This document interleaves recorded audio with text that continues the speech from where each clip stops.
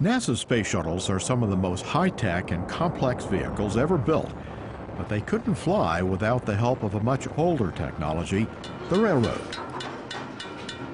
This is no ordinary train. It's the NASA Railroad at Kennedy Space Center in Florida. It carries extremely dangerous freight, one of national importance. It's not something to just kind of sneeze about, you know. When we're hauling in, we're hauling 4 to 5 million pounds of explosives. One shuttle solid rocket booster contains 4 motor segments packed with a hard, rubbery, volatile solid propellant. Every space shuttle launches with 2 boosters, which give the vehicle the extra thrust it needs during the first 2 minutes of the climb to orbit. The large, heavy motor segments have to take a week-long cross-country train ride from the ATK manufacturing plant in Utah to NASA's Kennedy Space Center in Florida. In shuttle, of course, with the segments, it is absolutely essential because you're looking at an average of approximately 150 tons per segment, and with 8 of them per launch. There really isn't any other better way to get them here from Utah. It's just an essential lifeline is what it boils down to. Today, this important but hazardous job is handled by URS Corporation engineers and mechanics in the railroad shop. The 11-member team takes care of all the rolling stock and the track system, including electrical work, mechanics, painting, welding, and even fabrication. That expertise is essential when it comes to handling the solid rocket booster segments, which travel to Kennedy on cradles inside custom-built rail cars. During the trip to Florida, the segments are handed off from rail company to rail company, with the final handoff at NASA's JJ Railroad Yard north of Titusville, Florida. The Florida East Coast Railway, or FEC, delivers the segments to JJ, and that's when Kennedy's railroad team takes charge. After a thorough inspection, empty spacer cars are added to prepare the train for the trip across the Indian River to Kennedy. The main purpose for us is to distribute the weight on our bridge coming across the Indian River. If you have all the heavy cars tied together, that puts a strain on the bridge, so try and separate the weight. The Kennedy rails can handle speeds of up to 60 miles an hour, just like FEC's mainline track. But because of the heavy and volatile cargo, the top speed here is only 25 miles an hour, and the trains typically move slower than that. All the work is done by a 1,500 horsepower locomotive known as the EMD SW-1500. NASA has 3 of these workhorses. They were built by General Motors between 1968 and 1970 and put to work for the space agency when shuttle loads demanded a lot more horsepower. They do have a lot of backbone.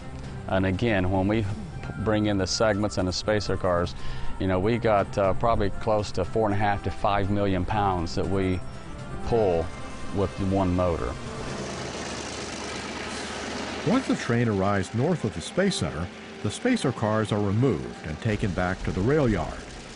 The booster cars are kept at suspect sighting, an isolated staging area near the shuttle runway, until they go to the rotation, processing, and surge facility to start final launch preparations. When the boosters are recovered after launch, the same team loads up the spent segments and sends them back to Utah. Got a great track record, and it's basically a pretty simple process, you know, from all the way from Utah all the way to here to getting it on the launch pad, and the system has worked great. Kennedy's rail system was activated in 1963 to bring in construction materials for the growing Space Center as new facilities were built for the Apollo program. But throughout the years, the Florida climate took its toll, and hauling shuttle segments presented unique challenges of their own. Well, fast forward 20 years, and the Space Shuttle program was starting, and we were looking at freight cars that were somewhat longer and a lot heavier and had a high center of gravity as well. FEC was paid to upgrade the aging system with heavier rail, welded joints, and concrete cross ties. Along with rolling stock standards like hopper cars and gondola cars, Kennedy also has some cars that were modified or even designed here.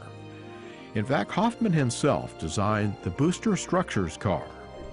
It's a custom-built car. It's a concept I came up with to improve on the delivery of, or the movement of the solid rocket booster aft skirts, the forward skirts, and the frustums. Many other commodities have traveled these rails, such as nitrogen tetroxide rocket propellant, Air Force Titan rockets, Navy Trident missiles, and the shuttle-derived booster segments for the Ares 1X test flight. It's not just moving segments. We've done so much more. We've rebuilt the Air Force locomotives. We've built rail cars. We've done painting. I mean, this locomotive here, you can see how much better it looks than the other two and everything. So we're a pretty diverse group and we stay busy. The result is a vital and successful rail line that has stood the test of time. In May 2010, the last load of shuttle solid rocket booster segments came to Kennedy. For the most part, it's you know, it's kind of like any other railroad, so to speak. We don't run the speeds, but the things that we do and have to do when we're loading and unloading, you know, demands your attention, demands respect. The NASA Railroad at Kennedy Space Center has played a quiet but critical role in the Space Shuttle program, and the hardworking team hopes to put its talents to use on future spaceflight endeavors.